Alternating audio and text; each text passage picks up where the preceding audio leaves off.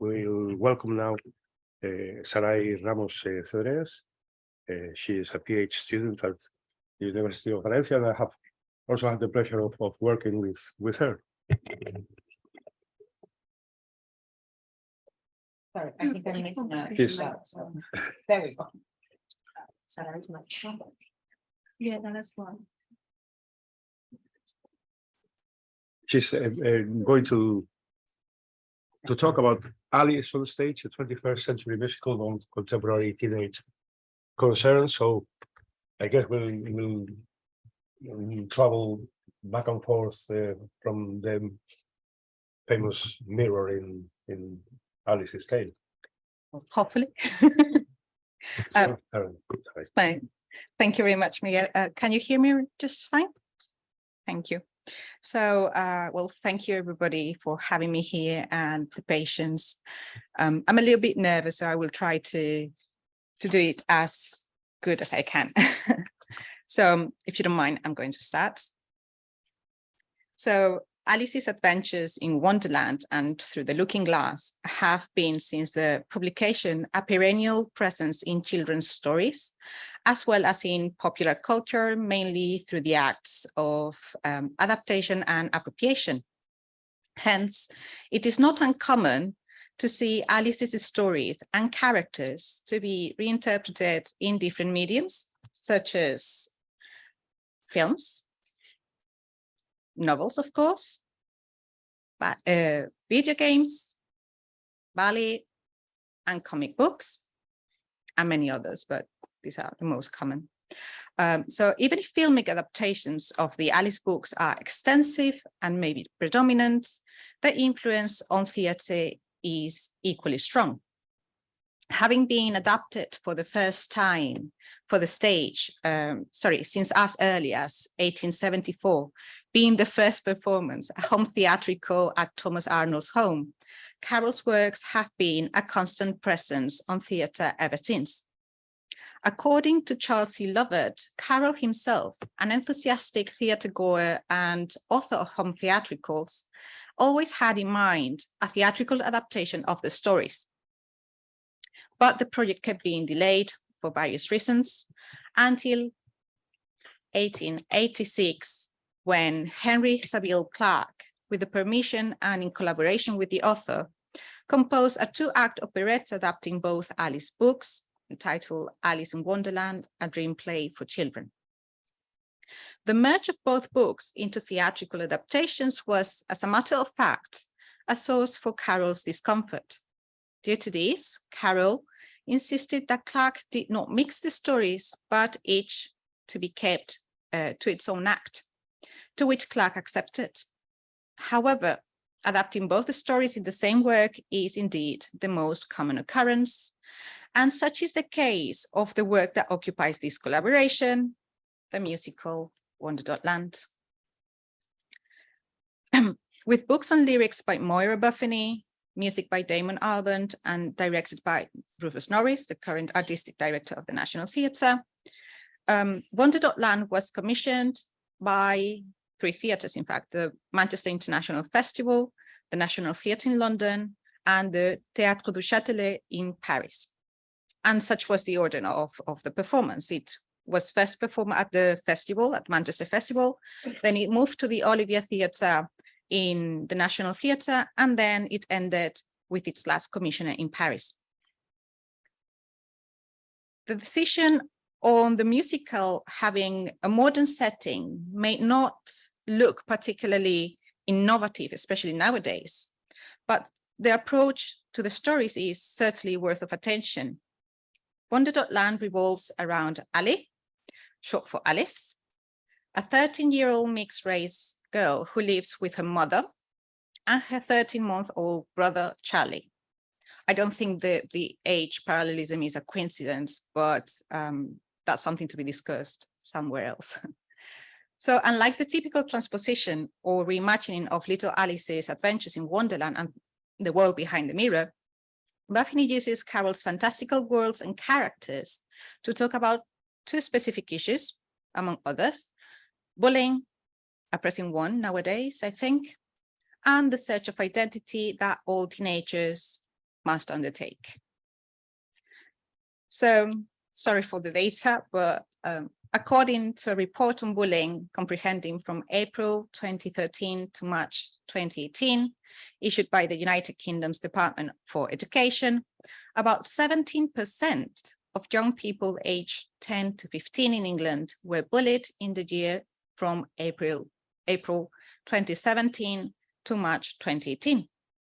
Verbal bullying, that is being called names, insulting, having rumors spread around and so on, seems to be a more common form of abuse than physical bullying, although boys and younger children are more prone to suffer from the latter. Contrary-wise, according to the same report, girls are more likely to be bullied online, a type of bullying that conforms the 7% of children aged 10 to 15 bullied in England. Nevertheless, the results provided in the statistical bulletin Online Bullying in England and Wales year ending March 2020 showed that the gap between girls and boys is narrowing, and children of both genders are almost equally vulnerable to online bullying. Although the level of research conducting during the musical's creation process cannot be as certain, these facts are certainly reflected, as the protagonist, Ali, is severely bullied by her classmates, after finding herself in the middle of a quarrel between her estranged parents. Ali decides to reach out through, through social media to her new classmates, for she has recently moved schools, just to find someone who may want to listen to her and thus stop the feeling of loneliness that is invading her. Such feeling actually comes or stems mainly from Bianca, who is Ali's mother, supposedly favoritism towards her baby brother, as well as from her refusal to discuss with Ali the real issue, which is the family falling apart. So nevertheless, Ali trying to reach out to somebody. So instead of understanding and friendship, she's ultimately met with meanness and abuse from 3 of her classmates, Dinah, Marianne, and Kitty. That first online interaction can be heard and read by the audience, for the messages were displayed on a screen on stage in an attempt to imitate the screen of a phone. In those messages, the members of the audience witness how Ali is called fat repeatedly, and how they insult her father, calling him mental, which ends up in both Ali cowering from the comments and lashing out in defense of her father. Such harming behavior repeats itself at school. At some point, it even becomes slightly physical by Dinah. However, Ali soon finds out that she's not the only victim of abusive behavior. When a boy called Luke Laprelle runs into the girls' toilet while escaping another boy who wants to beat him. Whereas the reason behind Luke's bullying is clear and straightforward, he's homosexual, which may trigger or may not trigger the bully insecurities. The same cannot be said about Ali. Considering the fact that Ali is mixed race, it could be thought that her race is the issue. Notwithstanding, both the aforementioned reports show that white children are more likely to report to have been bullied, and that the rates of Black or mixed race children being bullied were not significantly different from those from white respondents to the survey. As such, Ali's racial background is not determinant, and as a matter of fact, nowhere in the play is Ali's race treated either positively or negatively. Other impactful factors on bullying rates are deprivation, household income, and family organization. It has been determined that children living in more deprived areas are more prone to being bullied than those in less deprived areas. Yet, household income seems not to be necessarily determinant, despite those with highest household income being less likely to be bullied. Also, children living in one adult households are more likely to be victims of abuse by their peers. Deprivation is not mentioned in the musical. It is known that Ali has recently moved places, so she's new at the school, but nothing is stated about the area where she lives, for it is irrelevant for the plot development. Still, it can be guessed they do not live in a particularly wealthy area because they are struggling financially as consequence of Alice's father's gambling debts. And yet the thing the three abusers seems to be picking on is no other than Alice's family structure. Notwithstanding the lack of direct addressing of the issue, it is implied to some extent by the repeated attacks on Alice's father while alluding to his lack of mental stability. So bearing the undeserved guilt for the separation of the family, witnessing the fights between her parents and dealing with inescapable abuse by her classmates, I experienced this too traumatic for 13-year-old Ali to cope with. If the internet is the means for abuse, it is also the means for relief. The use of video games and the internet to escape reality has been in the spotlight of various research, either analyzing the potential negative relation between escapism and video game playing, or contesting the thought of video games and escapism being inherently interconnected. Nevertheless, they all state or infer that escapism is widely accepted as one of the main motivations for gaming, and thus it seems to be Alice's case. Ali seeking refuge from her everyday reality in the internet is only logical, for quite oppositely to Carol's first Alice novel, where the danger and the verbal aggression comes from within Wonderland. In Wonder.land, it is the real world which supposes a threat. So I was going to read this, but I'm not. So in this slide, you can have a small comparative, and you can see that some of the dangers that little 7-year-old Alice encounters is they throw stones at her, or, well, most importantly for me, it's the continuous verbal abuse and psychological abuse that she endures through the ridiculing of the creatures of Wonderland.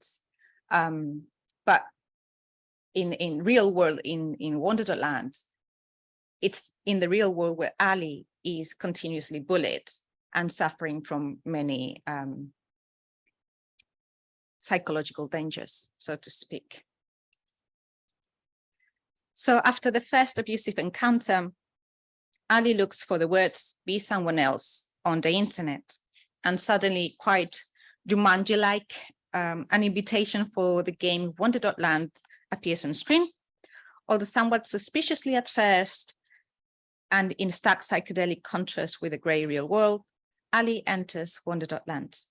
Albeit the fact that the world of the game is not exempt of its fair amount of creepiness, in it, Ali finds a virtual space, almost without rules, in which she can immerse herself, evade from the negativity in her life, and most importantly, choose how she wants to be through the creation of an avatar. Despite it seems to be the public opinion that the internet allows its users to radically change their identity when interacting with other people online, in video games, there seems to be a tendency towards the creation of avatars that resemble the appearance of the gamers. But Ali is so displeased with herself that decides to create an avatar that is diametrically different from to her. Ali's avatar, named Alice, of course, ends up being a friendly-looking, white, thin, blonde, blue-eyed girl. And character-wise, Avatar Alice is meant to be a fighter, fearless and bold, be able to put the best stuff right, quoting Buffini, and supposedly careless, but with a touch of weirdness to make her unique. In the course of an unspecified quest, Alice ends up meeting with other clueless avatars whose physical appearance is directly related to the personal circumstances in the real world. At first, Alice encounters twins Dee and Dom, who are portrayed as quarrelsome but cowardly fat individuals.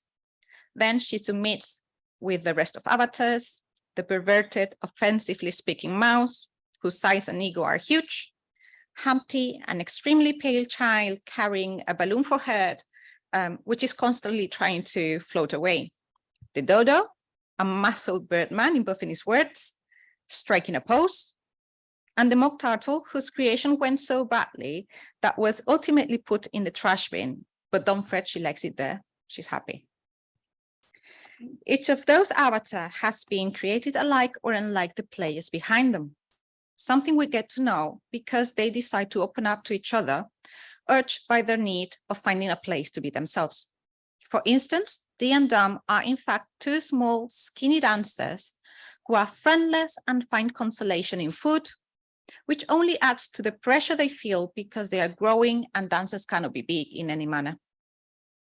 Meanwhile, the mouse is the shell for a small, underdeveloped teenager who feels insecure and who is particularly unpopular with girls. Humpty is a reflection of a fragile person who lives in a dysfunctional family with an abusive stepfather and an alcoholic mother, and who is desperate to leave the house. The dodo feels close to extinction most of the time, again quoting Buffini. He is expected to meet his parents' too high expectations, and most importantly, he's also conflicted with his gender or sexuality because he likes to dress on his sister's clothes, but yet he cannot understand why people don't like that. Finally, the mock turtle is called Pizza Face at school. She's rather agoraphobic and suffers from panic attacks. Furthermore, she feels her appearance is so disgusting that she even had the compulsion of discarding her own avatar. It is after meeting the other avatars that Ali thinks she may have found a place to be herself. But in fact, she's unlike the other players or gamers. Whereas they seem to respond to the owners, the relationship between Ali and Alice is not as tightly fused as those of the others. Some studies argue that the avatar is never too far from the person behind it. This fact is easily identifiable, albeit in an exaggerated manner, during the first interaction between gamer and avatar after the latter's creation. So this is a little excerpt. And well, at first, Ali is trying to figure out if they are the same. And the interaction reaches a point, you have it in yellow, in which Ali says, no, you're me. I'm not you, right? I'm real. And then Ali says, I'm real, not you, right? So, and they keep going for a little while. So such is the connection at first between them that even the borderline between reality and virtual space identities blurs a little bit. Notwithstanding the seemingly symbiotic status of the Ali/Alice relationship, there are moments in which, one, Ali seems to dissociate from her avatar, and two, avatar Ali seems to have a thinking process of her own. This kind of dissociation is evident mainly when Ali uses the pronoun we instead of I to refer to them in the game, or when avatar Alice uses the pronoun you to refer to her player. Nevertheless, there is a specific and crucial moment in the play where both instances, identity dissociation and avatar individuality, are best exemplified. In Act 1, Scene 5, Ali has another nasty, rather violent encounter with the three girls who bully her. So she turns to the game, presumably to evade or forget about the situation. So when she enters Wonder.land, Ali finds Alice still engrossed in the song of the caterpillar, Who Are You?, whom they previously encountered. So she finds Alice singing, who are you? Who are you? Is that question true? And then Alice seems to ask her player, who are you? And to that, Ali tries to refuse to answer until after her avatar insisting, she says, I don't want to say because it's not of your business. So in that way, she's dissociating from her avatar and portraying them both as different people. Avatar Alice ends up coaxing Ali into telling or singing her biggest burden. And thus the audience learns that Ali is who discovered her dad had a gambling problem and that it was her who told her mother the secret once the financial struggle started. In the middle of the interaction, the following exchange happens, the one that you have at the right-hand side. So Ali says that she hates herself, and Avatar Ali says, well, is that my secret? And she was like, no, I wish I was you, because everybody likes you and you're pretty. And then the surprise comes when Avatar Ali says, but I hated what? Being me.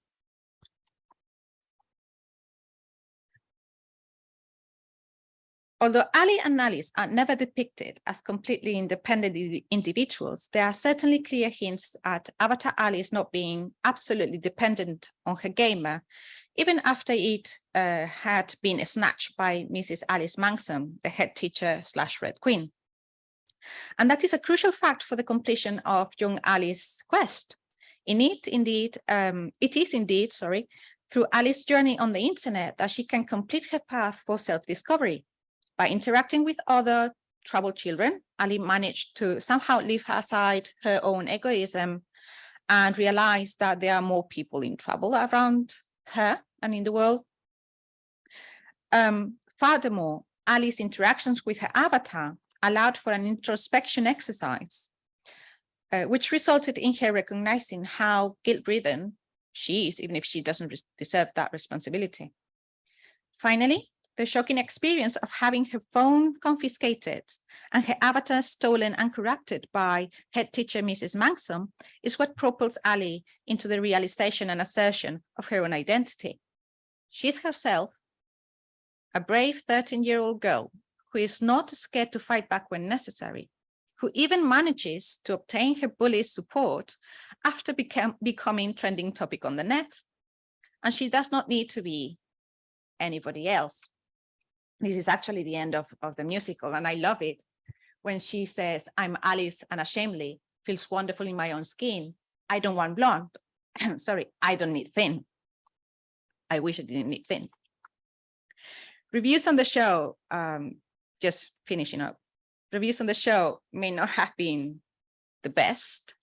Susanna Clapp, theatre critic for The Guardian, argues that there's a didacticism in Buffini's musical of which the audience cannot be distracted. Other critics, as for instance, Henry Hitchings writing for the Evening Standard, Polly Balili for The Independent, or Kitty Empire also for The Guardian, seems to focus on the music as probably the negative aspect of the musical.